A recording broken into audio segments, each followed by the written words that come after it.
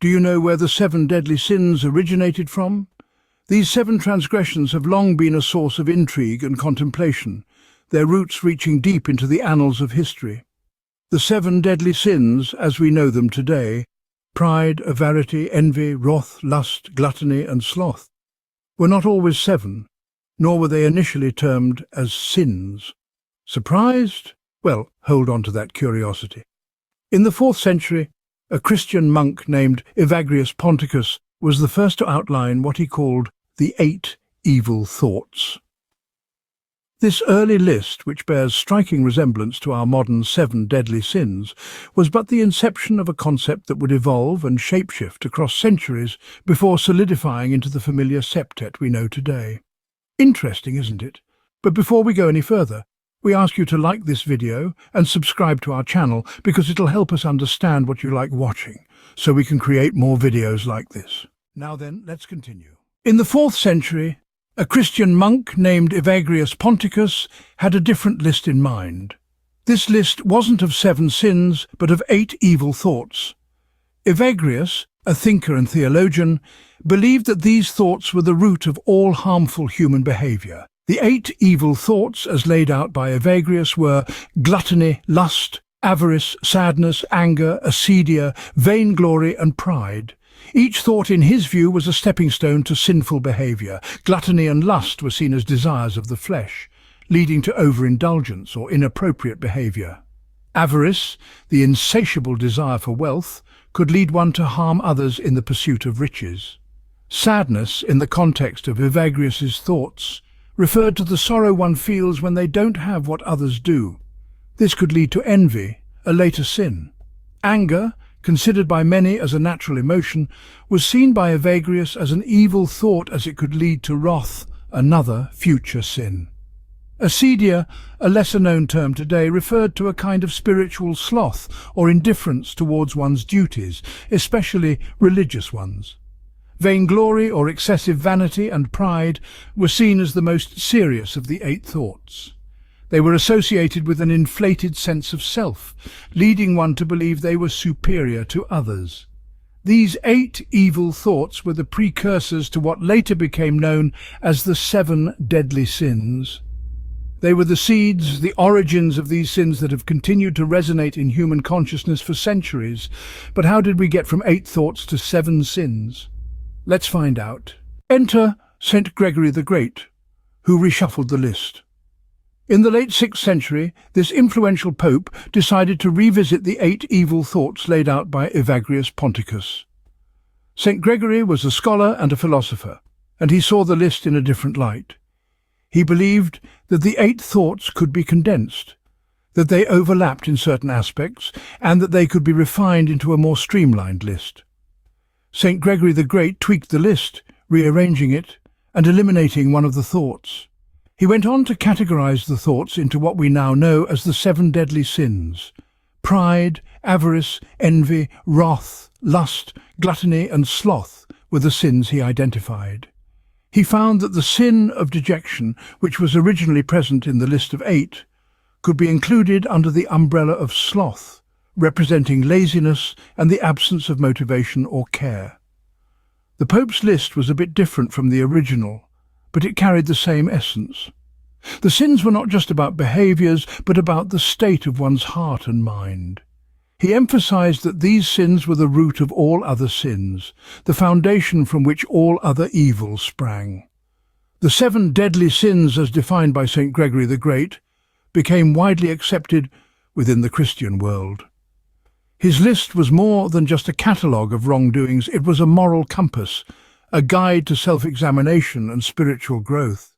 It challenged individuals to confront their darkest inclinations and strive for virtue and righteousness. However, this was not the end of the story.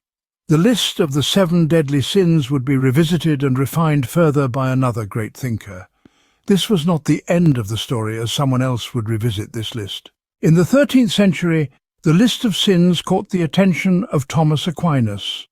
This Dominican friar and philosopher, revered as a seminal figure in the development of Western thought, found himself drawn to the list of sins that had evolved and been rearranged over the centuries.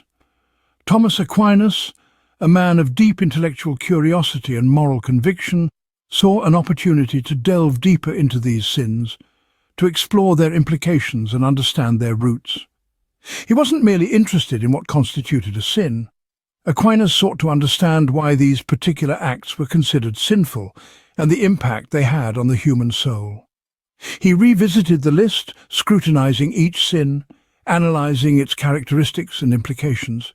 He delved into the nature of pride, avarice, envy, wrath, lust, gluttony, and sloth. Through rigorous contemplation and intellectual exploration, Aquinas added depth and dimension to these sins, providing a philosophical and theological grounding to the concept of the seven deadly sins. Aquinas' exploration didn't stop at defining and understanding these sins. He was also interested in their relationships with each other. He proposed that these sins were not isolated acts but interrelated, each one potentially giving rise to the others. This perspective added a layer of complexity to the understanding of these sins, emphasizing their insidious nature and the need for vigilance and self-awareness in avoiding them. Aquinas' work on the seven deadly sins was significant. It solidified the concept, giving it a firm foundation in philosophy and theology. His exploration provided a deeper understanding of these sins, their nature and their impact, making them more relatable and tangible. His perspective on these sins resonated with the people of his time and continues to be relevant even today. The seven deadly sins, as revisited and explored by Aquinas, became a part of the collective consciousness, a common reference point in discussions of morality and virtue. From then on, the seven deadly sins became a popular topic in various forms of art and literature.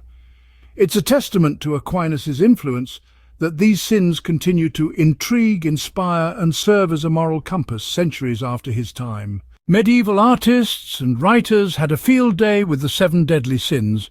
These transgressions, so fundamental to human nature, provided an inexhaustible source of inspiration, allowing them to explore the depths of human folly and the consequences of unchecked desires. In the realm of literature, Dante Alighieri's Divine Comedy stands as a timeless testament to the fascination with these sins. In this epic, Dante journeys through hell, purgatory, and heaven, encountering vivid and terrifying depictions of each sin along the way. Characters consumed by pride are forced to bear heavy stones, while the envious are cloaked in smoke, blinded to the world's beauty. Art, too, found a rich canvas in the seven deadly sins.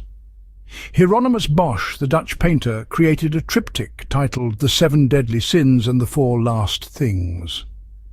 In this masterpiece, Bosch depicts each sin as a vivid scene, filled with grotesque creatures and surreal landscapes that serve as a stark reminder of the perils of succumbing to these vices.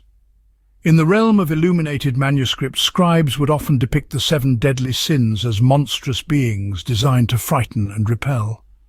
These images were a stark contrast to the divine figures that usually graced the pages of such books, highlighting the stark divide between virtue and vice.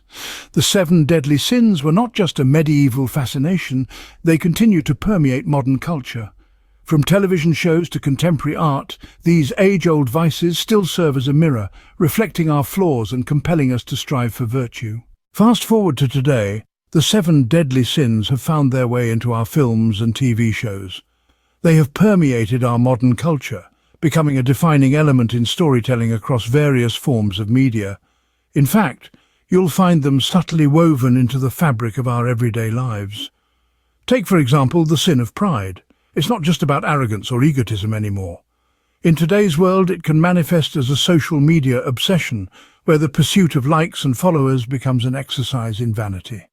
Then there's the sin of envy, characterized by the desire for others' traits, status, abilities, or situations. In a society driven by competition and comparison, envy can be seen in our constant striving to keep up with the Joneses, or in the resentment stirred by scrolling through picture-perfect lives on Instagram.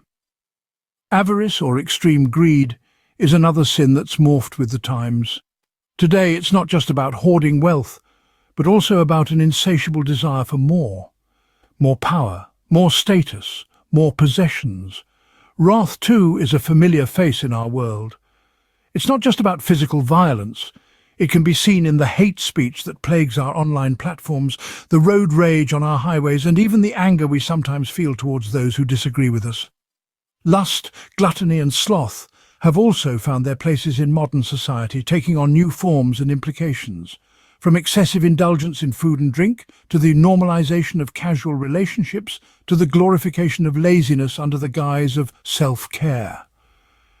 These examples show us that the 7 deadly sins are not just relics of the past, they are very much alive and well, constantly evolving to fit into our contemporary context. They serve as a mirror, reflecting the darker aspects of our human nature. The concept of the 7 deadly sins continues to intrigue and influence us even today. So there you have it, the journey of the 7 deadly sins from the 8 evil thoughts. We've traced the path from the 4th century musings of Christian monk Avagrius Ponticus through the careful rearrangement by St. Gregory the Great and on to the comprehensive revisit by Thomas Aquinas in the 13th century. We've seen how these sins, originally pride, avarice, envy, wrath, lust, gluttony, and sloth, once depicted in medieval art and literature, continue to permeate modern culture. Each sin, with its unique characteristics and implications, holds a mirror to our society, reflecting our deepest desires and fears. The concept of the 7 deadly sins, born from 8 evil thoughts, persists, intriguing and influencing us to this day. Did you find this video useful? If so, leave a comment below and share your thoughts with us. We'd love to hear from you. Also, don't go just yet. Make sure you watch the next video on your screen. Until next time, stay curious and keep learning.